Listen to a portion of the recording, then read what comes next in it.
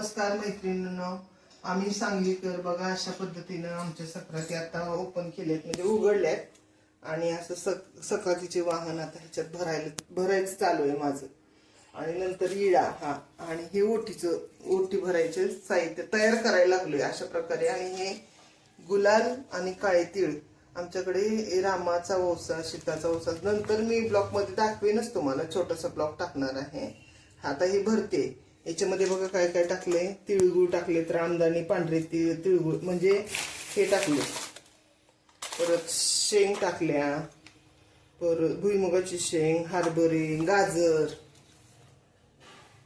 Bore असं 5 धान्य टाकणार आणि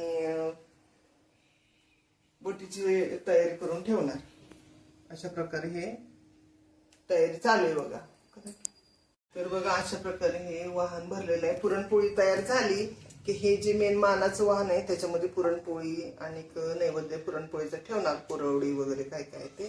आणि आता आमच्या घरामध्ये अंधार असल्यामुळे, जागा कमी असल्यामुळे हे अशा प्रकारे दाखवते. परत हे ओटी भरायचं. आणि हा इडा माझा, आमच्याकडे एकच इडा उचलला जातो. आणि हे तिळगुळ, रामदाणी एकत्र करून ठेवलेलं आहे. आणि हे बायकांना गिफ्ट द्यायसाठी वाहन आणि हे हळदी कुंकू अशा प्रकारे तयारी करून झालेली आहे. आता फक्त पुरणपोळी लाटायची राहिलेली आहे. तर मी अगं मी म्हणणार देतीराणी कोणाची आणि म्हणा तुम्ही संजय कांबळेंची.